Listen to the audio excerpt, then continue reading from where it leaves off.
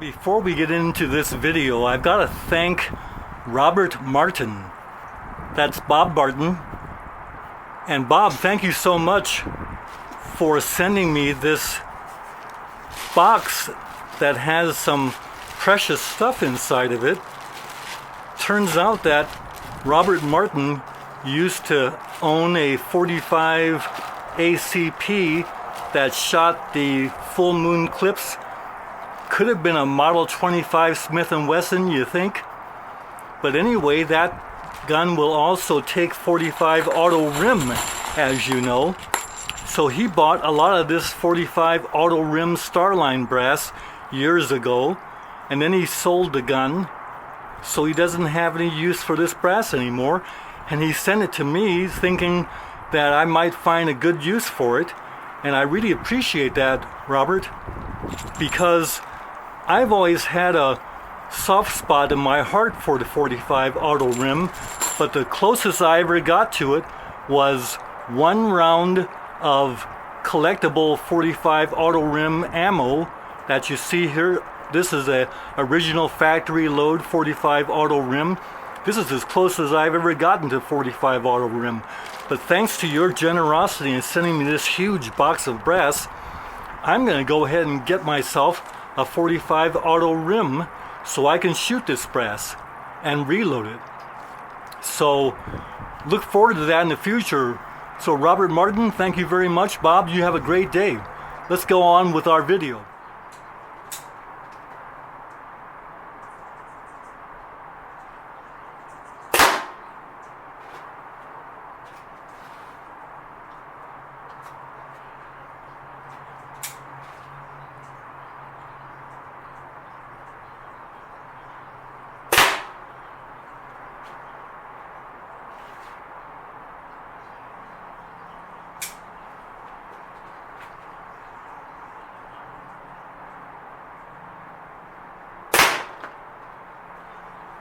Yes, those are 17.7 caliber H&N match pellets. And I got my little bottle of preservative oil. And that's the 16-foot line for my air pistol range. Notice we have a concrete backstop, and there's no way anybody can approach this area without me seeing them. So it's a safe place to do air pistol and air rifle. We can back up to 25 feet and do air rifle offhand. And my backstop here is a Midway box that's been stuffed full of cardboard to stop the pellets.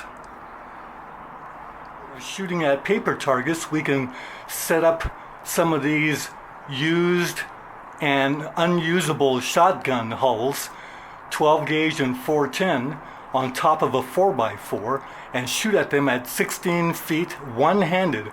All shooting is one-handed with the air pistol.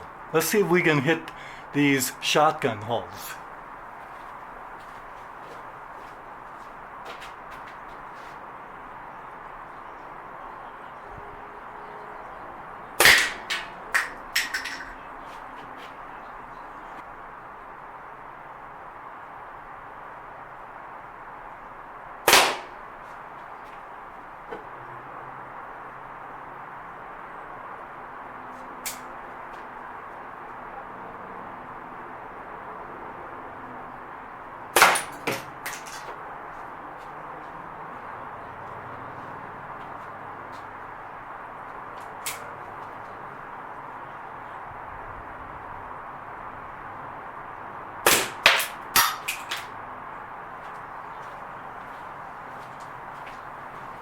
So you see, we can use those holes over again, and this is great fun.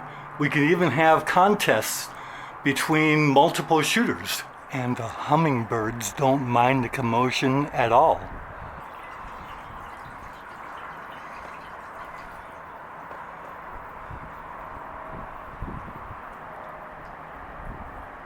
They're coming in on a regular basis, almost like an airport. This video is not really about my air pistol, air rifle range here. It really is about this nice air pistol. It's called the Webley Junior, and it was made in England, in Birmingham, England. That's located right almost in the middle of England.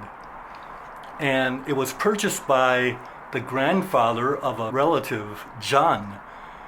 And John's grandfather bought this when he was in England back in the 1950s.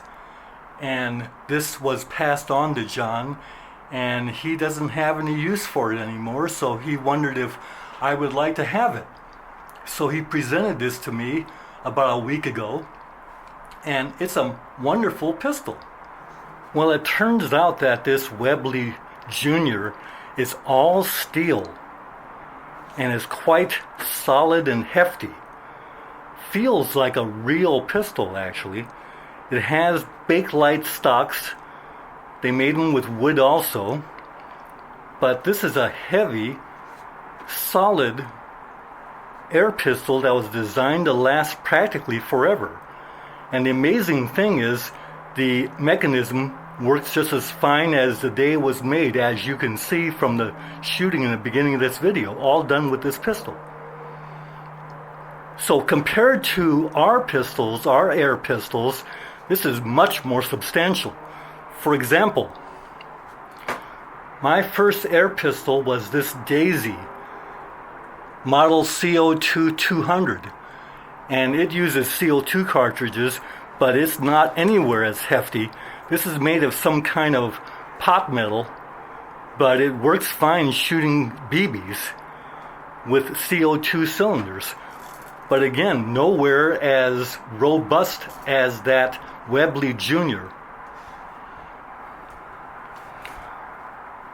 My second air pistol was a pneumatic, because I guess I got tired of shooting the CO2 cylinders and the extra expense of them. So this one's a Crossman, of course, and you pump it, and the 22 caliber pellets are loaded right here in the top. Take the safety off and you fire your shots. So with 3 to 5 pumps, it's a fine air pistol for shooting at ranges around 15 to 16 feet, which is what I have set up. Shoots 22 caliber pellets, but it doesn't shoot the Crossman Super Pels, as well as the imported match type pellets like the H&N or the RWS, which are among my favorite pellets. Now this one, after a while, you need to put some oil in the piston rings that are made out of felt. Otherwise, it won't pump air into the compression reservoir. But when you lubricate the felt piston ring, it works fine. But then I went ahead and got my next one, went back to CO2. This is a Crossman, and it's made after the Ruger pattern. But the way it works is you put the CO2 cylinder in the handle, and then you turn this bolt to load your pellet right there, 22 caliber pellets. Close the bolt, and then you have to cock this mechanism right here, and then trip your shot off. Has a safety right here, but this is made after the Ruger 22 caliber Mark I target pistol. Looks almost like a dead ringer for it at first glance. It has some kind of a painted finish, and of course that comes off after a while, but the pistol still works. Well, we always like having air pistols on hand, so I got myself a little while back a Crossman model 2240 22 caliber, and it has a little bolt here that you can use to open the loading gate, as you see. And that also cocks the action. You put the 22 caliber pellet in there, and then when you trip the shot, it will go ahead and administer the CO2 charge and fire the shot. So these are fine, but again, it makes use of a lot of polymer, and the feel of the pistol is kind of light. This is all polymer here. The air cylinder is actually steel, but everything else is some kind of pot metal or polymer composite. But it's a fine air pistol. It just won't last 50 years probably, like the Webley. So give you another look at the Webley. The way it works is you go ahead and unlatch the cocking lever like this, and then this is actually, the barrel here is used to actually cock the pistol. There's a spot here to put a little oil in there. After you cock it, you go ahead and load the pellet, 17.7 caliber pellet. The barrel actually is smooth bore, but it's plenty accurate for 15, 16 feet. Then you simply go ahead and shoot, because there's no other safety. You have this. The trigger is not a bad trigger, not the best, but it has adjustable sights, but it's pretty well regulated because this pistol was zeroed in years ago by John's grandfather, and it hasn't lost zero all these years. Now, Webley is a very well-known manufacturer of small arms and air pistols throughout the continent, but Webley made a lot of handguns for the British military forces through 2 world wars. Now, interestingly, a lot of us don't realize that there's a difference. We call the country England, or sometimes we say Great Britain, or Britain, or UK. We use all those terms synonymously for England, but there really is a difference. Turns out that the island of which England is composed also has Scotland in the north.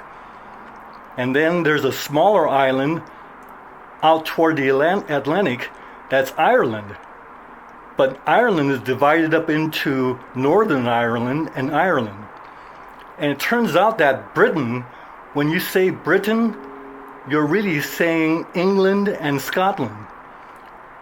When you say Great Britain, you're really saying England and Scotland and Northern Ireland. That's Great Britain. Turns out that the UK, or United Kingdom, is composed of England and Scotland and Northern Ireland. And you remember all those problems that were happening back in the 60s and 70s with the unrest and the violence that was happening in Ireland, because you had a group that wanted a unification of Ireland and another group that wanted to keep Northern Ireland as part of the United Kingdom or Great Britain, so that there was a lot of unrest and even outright violence between the IRA and those that wanted to keep Northern Ireland as part of the UK. But that's been all resolved now. They're at peace. So we should be careful when we say English, we mean the Englanders. When we say the British, we really mean the English and the Scots. And when we say Great Britain, we're also including the Northern Irish in there. And you know how rich the smaller island of Ireland is, because you have so much in music with the Irish tenors, the Celtics. In fact, the Boston Celtics was named right after the Irish.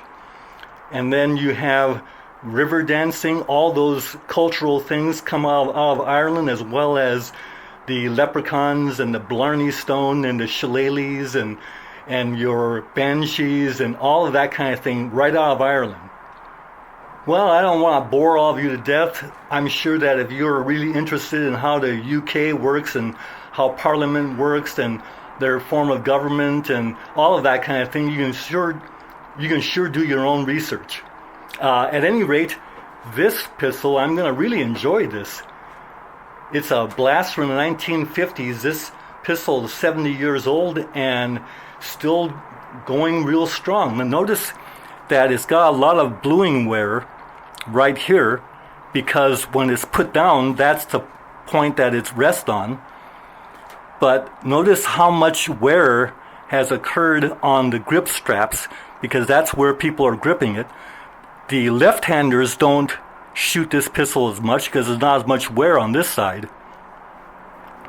But the bluing is spectacular on this.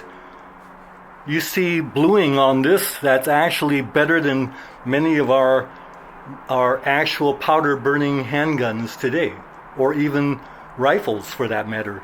Very fine bluing on this air pistol. So craftsmanship of the old world is on full display with this Webley Junior Air Pistol.